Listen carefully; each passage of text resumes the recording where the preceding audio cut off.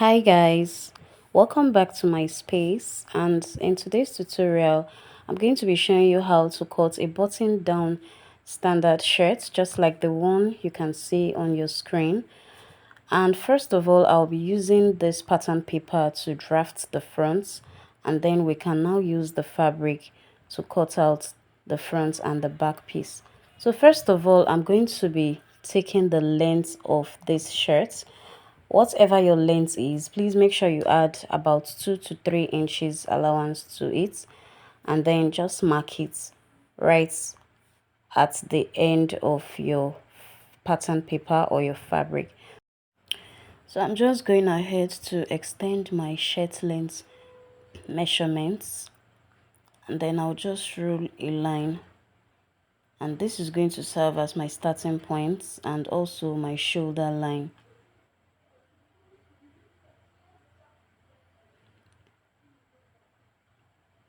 Now the next thing I'm going to do is to take out 2 inches. You can make yours 2.5.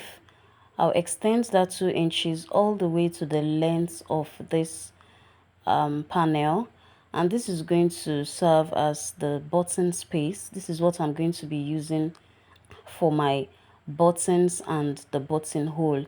Now I'll use a ruler to also map it down and then rule a straight line across that line. So from this line I have ruled, I'm going to be taking my measurements.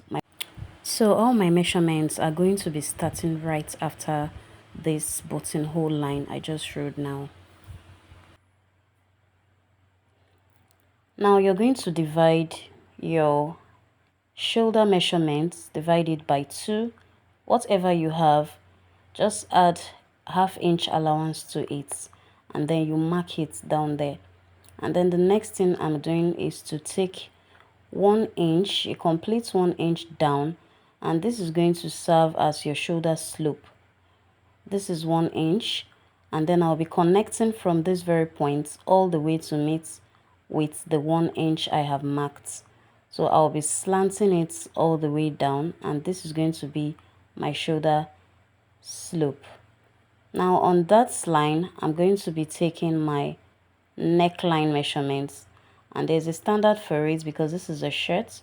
I'll be using 3 inches wide by 3.5 inches deep. You can use 3 by 4, but here I'm going to be using 3 by 3.5.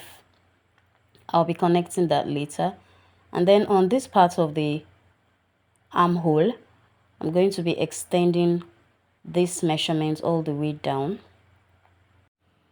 But first I'm going to be measuring 9 inches for my shoulder depth, and then I'll go ahead and extend the measurements for my shoulder, which is 10 inches I took earlier, and I'm just going ahead to extend the measurements, and then I'll rule a straight line to connect these measurements together all the way to meet with the 9 inches armhole depth I marked earlier. Now the next thing, I'm taking the midpoint of this shoulder depth, and the midpoint I have here is 4.5 inches. So I'm going to mark 4.5 inches. Just take the midpoint of your shoulder or your armhole depth, and then you come in by 1 inch. This is going to serve as a curve for just the front piece. So I'll be curving this out later, and this curve is going to be only for the front piece. So I'll just give a mark there and then go ahead with other measurements. So on that 9 inches mark, I'm going to be taking the chest measurement divided by 4, and I'll add allowance to it, about 1.5 inches allowance. You add it to the chest measurement and just mark it there. And then the next measurement I want to take is the waist measurement. Depending on the clients that you're making for, if it's someone that has a protruded tummy, you would want to take the vertical measurements of the waist, and this is what I am doing right now. I'm going ahead to mark the vertical measurement of the waist. I'll rule that out, and that is going to guide me to take the waist measurements. And then the last part I'm marking is the length of the shirt, and then the allowance added down. So now go ahead and divide your circumference measurement, which is the waist measurement, by 4, and then add allowance to it and just mark it right on that spot. Now I'm going to be repeating the same measurement for the down part of the shirt. Shirts are usually free, so it's not meant to be too tight or too fitted. So on the down part, I'm going to be giving a curve. You know, a shirt has this curvy part at the down part, so I'll be coming up by about 1.5 inches. I can use 2 inches, but I'm coming up by 1.5, and I'll just mark it there. And that's going to guide me to give this curvy part, to have this curvy effect at the end of the shirt. Now from the top of the shoulder all the way to the armhole, and all the way to the waist, all the way to the length of the shirt, I'm going to be connecting these measurements all together. First, I will use my straight ruler to do this connection, and then I'll go ahead, connect the armhole together using my curved or my French curve.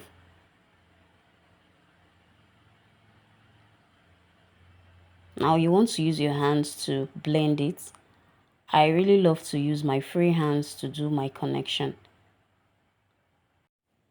So guys, after making this video, I realized it was too lengthy and too long, so I decided to split it into 2. So in another video, which is going to be a part 2 and a continuation, I'm going to be showing you the sewing parts, how to fix the collar and how to fix the sleeve of the shirt. So do well to keep up with this channel, put on your notification button so that you get notified when that video pops up. And if you have followed me to this point and you are yet to subscribe to my channel, please guys, go ahead and click on that subscribe button, and I'll be so grateful. Thank you so much.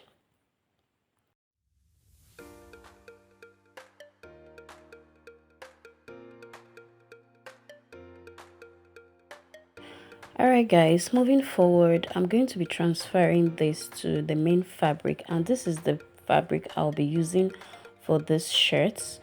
It's a not so stretchy fabric. You can use any shirt fabric of your choice. Okay, so now watch the way I'll be folding this fabric into 2, and then I'll just go ahead and place my pattern paper right on top and just trace out what I have there. So remember, this is the front piece. This is just the front piece, so I'll be cutting this out first, and then I'll also go ahead and cut the back.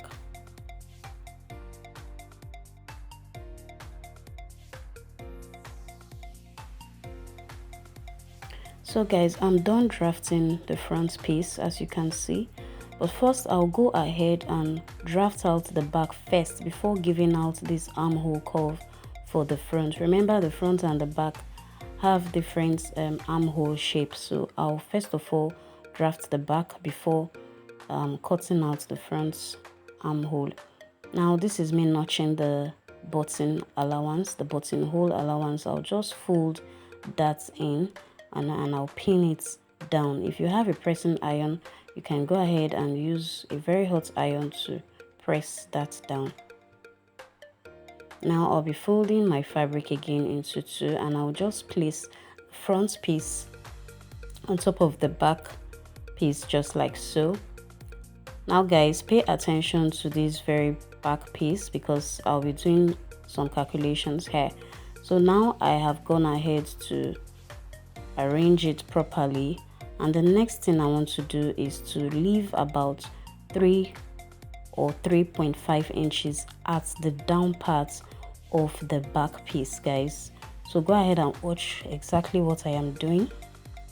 So I'm leaving about 3 inches at the down part, so I'm just ruling that out. All right, I'll just mark that out and use either my ruler or my chalk to trace it out. So I'm cutting it out already. This is 3 inches on the back piece. Now, as you can see, the back piece is 3 inches longer than the front. Now, the next thing I want to do is to cut out the shoulder line for the back piece using the front panel, and a little bit along the armhole, just like so, just like you can see right here. Now, the next thing you want to do is to push the front piece all the way to the down. Just move it to the down to meet with the same length with the back. All right, so just watch what I am doing and you understand how I got here. So now I am automatically making the lengths of the front and the back equal, thereby making the allowance at the down to now be at the top parts. So as you can see now, that 3 inches allowance is now appearing at the upper parts. So now the next thing is I want to slightly flip the back slightly on top of the front like this. Make sure you're flipping ½ inch on top, just ½ inch on top. Firstly, I want to just mark out my neckline once again. I forgot to do that earlier. So I want to slightly fold the back piece to meet with the front, just by ½ inch folded, and then you can just press it down like so. So this is what you're going to have.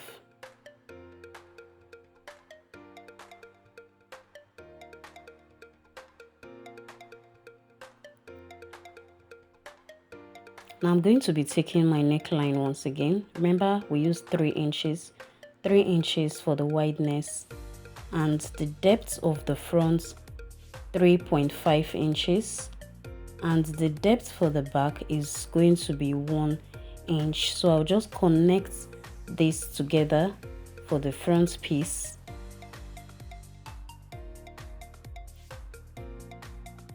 And I'll go ahead and just cut it out like this.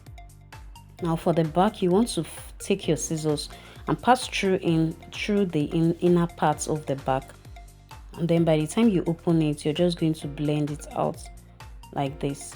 So guys, if you feel you don't understand what I just did, please do well to rewind this a little bit, and I'm sure you're going to understand what I did.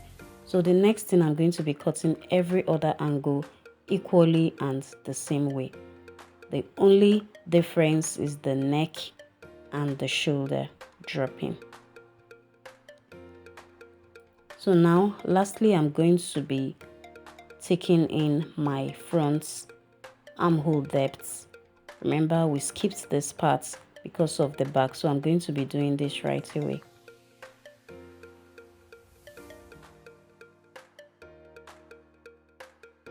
So guys, with this knowledge, you have successfully cut the main bodies of our shirt. So this is what the front and the back of this shirt looks like. You have your button allowance folded in already. So in our next video, in my next tutorial, I'll be showing you how to fix and how to cut this shirt sleeve. You can see how neatly the shirt sleeve is with the curve at the end of the shirt sleeve. And also I'm going to be showing you how you can cut out your collar and how you can fix your collar together with the collar stand, just like what you're seeing right here. So do not miss the next video. All right, don't miss the next video. Thank you so much for watching.